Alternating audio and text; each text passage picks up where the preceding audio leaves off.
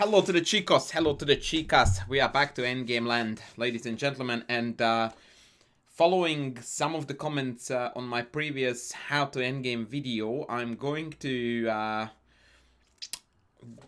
take a few steps back and let's make sure that we start easy and we are going to go from easy to more complex. And I'm coming at you with a topic that, despite of the relative difficulty, could be actually a very, very useful tool for a very wide rating range. So even if you find the following examples easy, some will be, but some won't. I'm very highly recommending you to engage very often with endgames with limited amount of material, and pawn endings are really the very best if you want to get better at calculation and visualization. Quite ironically, practicing pawn endings don't really sharpen your endgame technique. It definitely adds a little bit to your understanding of pawn endings, but king and pawn endings are actually the very best vehicles of improving visualization and calculation skills. And the reason for this is because it's mini chess.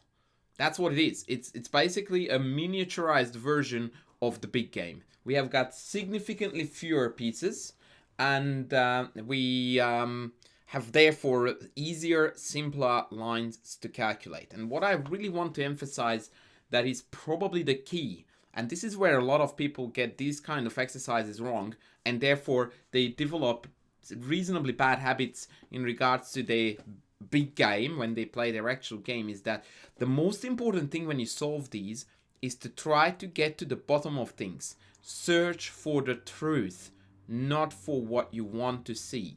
What that means is that your utmost goal, the most important objective anytime you solve something like this, is to find the best moves for both sides every step of the way.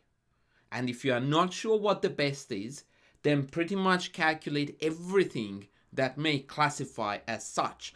Now, the first example is a very famous, every Russian schoolboy knows, blah, blah, blah, how to do this. If you don't pause the video, please, your job is to create a pass, pawn, and win.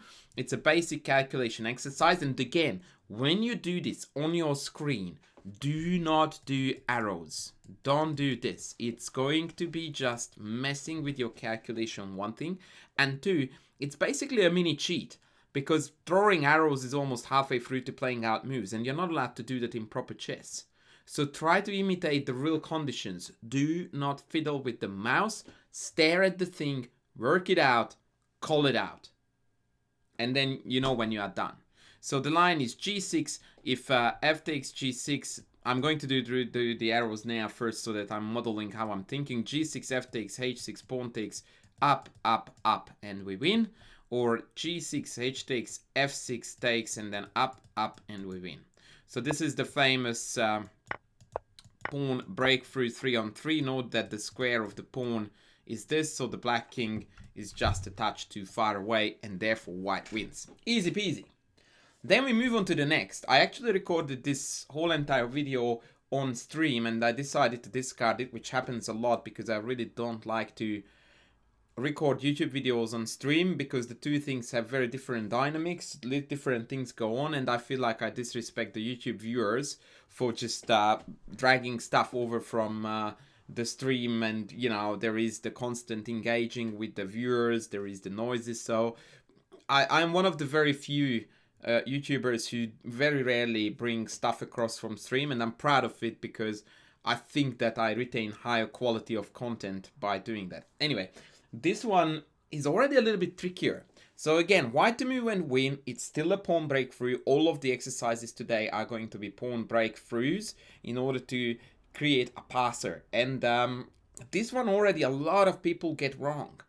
And the reason why they do is because they do not have this, I don't know what to call it, mindset or desire to find the best moves for both sides. So pause the video if you want to solve it now, because I'm going to reveal a few things.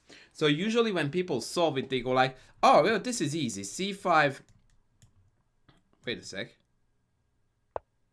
Thank you. c5 takes, black does something, whatever, up, up, and we win. Easy, give me the next one. And so thus we basically killed the position, and we killed 90% of the work that was meant to be done, because now a coach or someone has to intervene and go like, c5 black takes. Really? Really? And they go, oh, okay, I don't have to take, so black can go here. But that's easy, because then I go here, they take, I take, they do something, and then b5, and I have a queen. And that's the second pitfall to get into, because here actually white gets the queen first, but black mates white. Oopsie daisy. Now, I'm not saying that you definitely are one of the people who fall into these pitfalls, but what I'm saying is that there is a great desire to cut corners when it comes to finding the best moves for black. So after c5, king g3, now it turns out that the best move is b5. And quite often that happens after 2 interventions by either a coach or someone telling you that there is more there. So it should come from inside, that you want to know what is going to happen if both sides play the best moves, because your opponent, for all you know, is going to play them. And even if they don't, you must be prepared for it. Every time, all the time. And I say this to my students a million times every coaching session, and it's a regularly recurring problem. They play a move. What did you think your opponent's best response was going to be? How can you play a move if you don't know what is coming at you? That means you're not playing chess with the 32 pieces. You're just playing with your own 16, because you have no idea what's coming at you. And this is a huge mindset shift that a lot of people struggle to do. And when they do it, their chess instantly improves drastically, because it's a new world opening up. Like, I go there. But then they have that. That's right. Okay, so, but then I have that. Yeah, and all of a sudden now we are in this constant table tennis mentality of, I go there, I hit the ball over, but it comes back. I threat it back, it comes back. And now we are doing what is called chess, when you calculate for both sides with equal energy invested into what's the best move. And now after both pawns are pushed up, black can no longer not take. I will show you what happens then. And if they take pawn up, pawn up, pawn up, and we have a queen, and this time it's fast enough, by the way, so that we don't get mated. That is the key behind pushing both pawns up. Likewise on the other side, bang, and we go in. Very cool stuff. And if the king comes one step closer, now we just go up. It has to be captured or pushed past. Either way, we have got a queen either there, or simply taken queen, or queen, too easy. Now this is a very famous story, and then I try to tweak it a little bit for my students. And so from the initial position, which is like this, I decided to turn it into this. And it's like, I don't know if anyone has turned it into study, but I'm reasonably proud of this creation, because this tends to put the spanner in the works for a lot of players, because now it's clear that black has got an extra line of defense, and that is that if we do the same, c5 king across, b5, then the black king can take. And again, I would like to invite you to try it yourself. White to move. Can we win this? And see if you can figure out what is going on. And now again, the calculation that you need to focus on has to rely on c5 or b5, it doesn't really matter.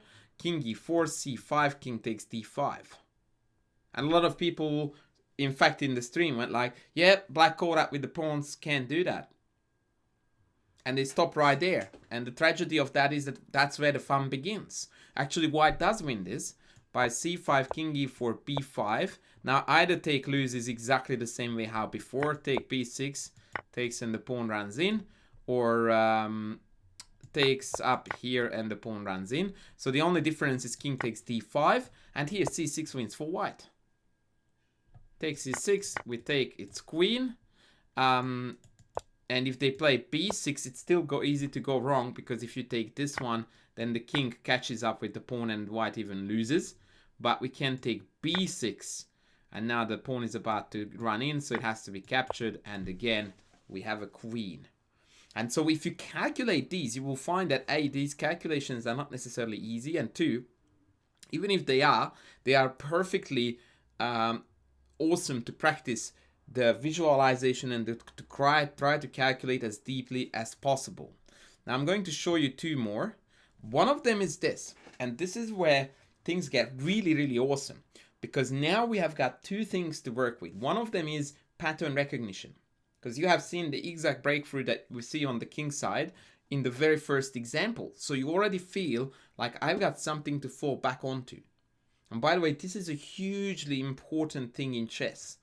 And I find this that the later you start playing chess in your life, that the more difficult it is to develop this, not necessarily this type of, but in general just pattern recognition, that you identify either a certain part of the position or the entire structure, and you can associate that structure with matching plans, which will drastically reduce your number of good candidate moves and therefore the time you need to spend on figuring out what the best move is. So here, because we have this layout, you already are immediately zoned into, I need to break through. And then your brain goes like, shivers, there is a bishop here. And then you go like, does it make a difference? Actually, I put this bishop on the wrong square. Okay, let's do a little bit of a shuffle.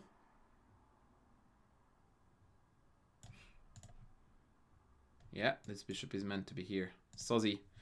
Okay, that was a quick fix. So, now you go like, okay, does the bishop make a difference or does it not?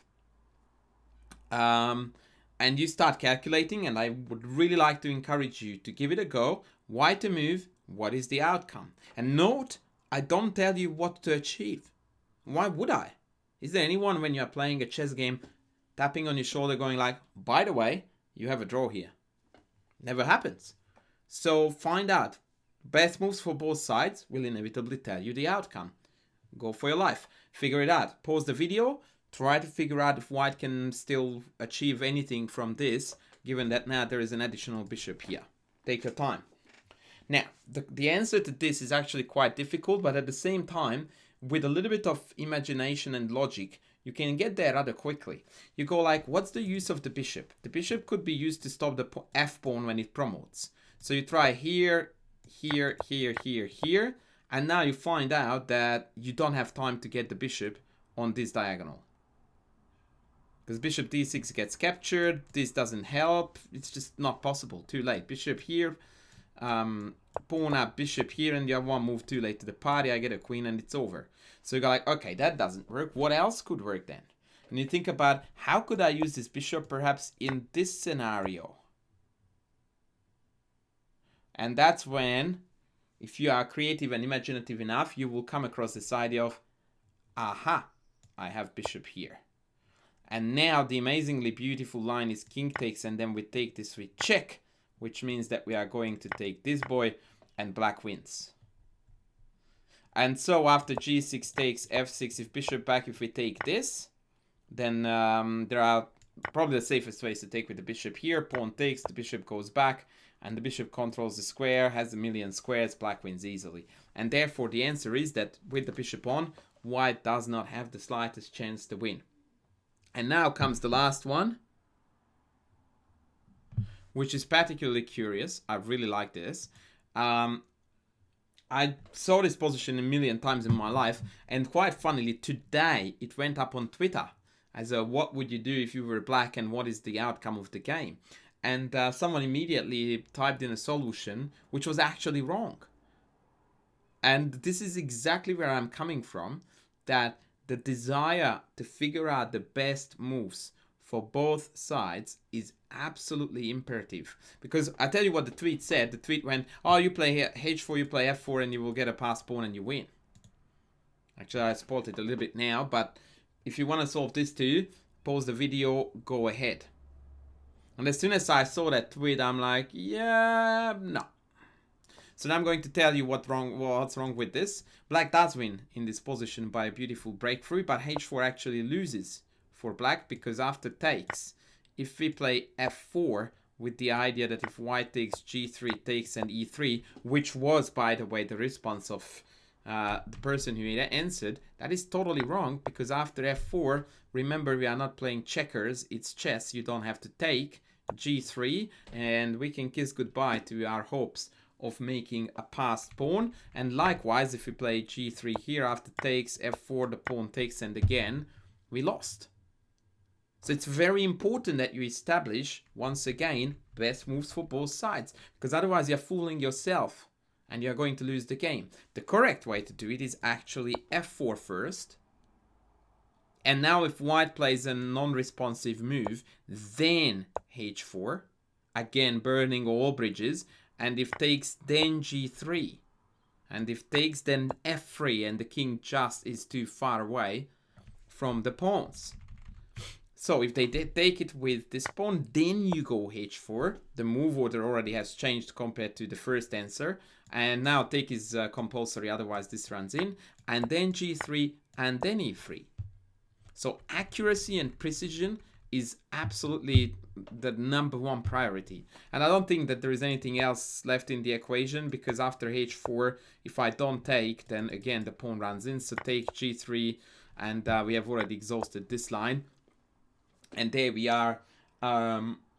We have got what we needed, a passed pawn and an easy win. So this is going to be our first video about pawn breaks in king and pawn endings. Once again, awesome exercises to practice calculation, precision, visualization, the whole shebang. Sometimes these are more helpful than puzzles in order to master the craft of calculating reasonably long variations where you need to see where everything is. Very highly recommended. Do them often. And in subsequent videos, I'm obviously going to engage with more difficult king and pawn endings that require far more efforts than these ones do, but still worth the time and the effort indeed, because once again, they are going to be supremely helpful for you to get better at these facets of the game. So I hope you guys find this useful, and I will be back with more very soon. Thanks for watching. Bye!